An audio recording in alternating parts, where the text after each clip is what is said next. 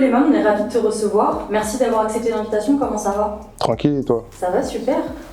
Comment tu te sens à la sortie de ton premier album, Anarchiste? Franchement, je me sens bien. J'ai bien travaillé. Je suis content qu'il sorte enfin. On aura l'occasion d'en reparler plus en détail, mais on va d'abord faire un point sur ta carrière. On peut dire que le public te connaît depuis bientôt 3 ans, grâce à 3 projets, 2 EP, une mixtape. Ouais. Pourquoi avoir attendu autant de temps avant de sortir un album? En vrai, je vais te dire la vérité. Déjà, mon premier album, normalement, il devait sortir l'année dernière. Mais le Covid nous a tués. C'est-à-dire, on a dit, bon, on va lancer une mixtape. Et après, l'année prochaine, si ça se calme, on fait un album. Et pourquoi ne pas l'avoir sorti pendant le Covid? Parce que Ah non. Pourquoi? Pourquoi? Ben, sinon, je l'aurais pas bien défendu. Parce que là, en vrai, l'année dernière, quand j'ai sorti ma mixtape, 0 concert, 0 showcase, pas de séance dédicace. En gros, tout était fermé. C'est-à-dire que je pouvais rien faire. Alors que là, là, c'est ouvert. Là, je peux bien l'exploiter, là. Donc justement, je disais que tu avais sorti 2 EP, une mixtape. J'ai même vu lors d'une interview que tu avais dit que tu avais écrit plus de 300 sons. 300 sons. Ben là, je suis peut-être à 1000 là maintenant. Bah justement, est-ce que le terme d'album, ça a un sens particulier pour toi? Parce que tu aurais pu sortir plein d'albums là tout à l'heure. Ça reste en vrai, ça reste un projet. Hein. C'est-à-dire qu'il faut le défendre pareil. En vrai. Album, mixtape ou EP, pour moi, c'est la même chose en vrai. Il n'y a pas de différence pour toi entre un album? Il n'y a pas de différence, ils bossent pareil. Et pourquoi avoir choisi cette appellation-là plutôt qu'une autre alors? Je sais pas, ça fait bien, premier album. Et il était temps quand même. Pour le public, pour moi, ça veut rien dire. Mais le public, pour eux, c'est quelque chose. Pour nous, tu es aussi complexe qu'une pépite, à savoir talentueux, sans tout à fait être un rookie, mais sans vraiment être reconnu à ta juste valeur. Du coup, je me demandais comment est-ce que toi, tu définirais ton statut actuel?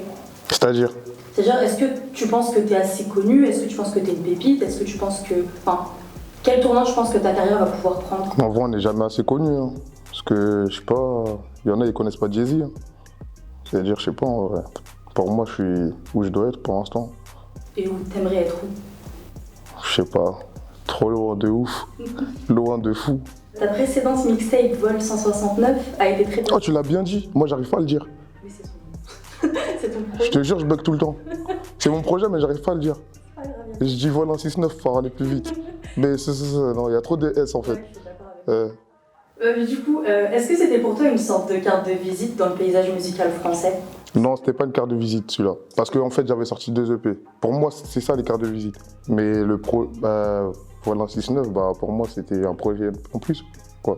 Et là, et c'est quoi ton projet carte visite? Celui que tu conseilles pour te faire connaître, si on te connaît pas. Quelle vie? Parce que quelle vie, je fais tout dedans. Je chante, je rappe, etc. Il y a un moment fort sur cette mixtape, à savoir le titre Dika en feat avec Maes, single de platine. Bientôt diamant. Ouais. Ah, ça c'est les bails, ça. Est-ce que tu sens qu'il y a un avant après ce morceau? Franchement, ouais. C'est-à-dire? Déjà, le feat avec Metz, déjà, j'ai posé sur... en fait, ce style-là, je savais le faire, mais je l'avais jamais fait. Déjà, c'est une première pour moi. Le sens de la mélo chez toi, c'est inné ou est-ce que tu l'as travaillé avec le temps? Non, je l'ai pas travaillé. En fait, avant, jusqu'à aujourd'hui, je travaillais avec le studio Bunker, dans le 91 à Évry. Et en gros, c'est eux, le mec qui s'appelle Sico, il m'a dit chante, c'est chanter, je savais pas. J'ai mis l'autotune, je savais chanter, j'ai dit ouais, lourd. Et après, après j'ai continué. Hein. Et du coup, pour toi, ce serait plus le talent que le travail? Ouais, c'est plus du talent que le travail. Mais après, je travaille beaucoup, hein. Mais c'est le talent, voilà. Tu as un profil qui est intéressant, justement, dans la mesure où tu gardes le sens de la mélodie, tout en gardant un certain sens du kickage. Est-ce que c'est important pour toi de montrer que tu sais découper une prod? Ouais, c'est important. Parce que des fois, il y en a, ils parlent pour rien. Oh, lui, il chante trop. Oh, il est éclaté. Après, bam, j'envoie un kickage. Oh, ah bon? Tu sais faire ça, toi? Tu vois? C'est ça, en vrai. Donc pour en revenir à ton premier album, il s'appellera donc Anarchiste. Ouais. C'est quand même un titre qui est fort. On voit que sur la cover, t'es habillé en général africain. Pourquoi avoir choisi d'intituler ton album comme ça? Parce que là, je suis en mode, là, il n'y a pas de règles. Là, il n'y a rien du tout. Pas de loi, rien. On va se battre à fond. Il ne faudra pas nous dire je sais pas quoi. Voilà, je suis en mode révolutionnaire de fou, là. Concernant la tracklist, tu as réuni un très beau casting, à savoir Leto, Koba, Dinos. C'est important pour toi de frapper fort avec de belles têtes sur le projet? Ouais, et c'est des gens que je connais, Dinos, je l'ai rencontré en Côte d'Ivoire, lors d'un séminaire. Leto, je l'ai vu je sais pas combien de fois. Koba, c'est le zinc. Maes, bah voilà. Et Guy, je l'avais déjà vu aussi dans son quartier. La première fois que je l'ai vu, c'était Rentre dans le cercle. Et on s'est vu là-bas et voilà. Depuis, on est resté connectés. Voilà. Et est-ce que tu penses que cet album peut te faire passer un cap? Ouais. De toute façon, chaque projet, ça me fait passer un cap. Là, tu t'attends à quoi? C'est-à-dire? C'est-à-dire que tu vas, en termes de stats, je pense, ou en termes de reconnaissance? Moi, je suis pas dans les stats parce que les stats, c'est mon frère qui s'occupe de ça. Moi, j'occupe de ma musique et lui, il s'occupe du reste. Parce que si je mets ma tête partout, après, ma tête, elle va exploser.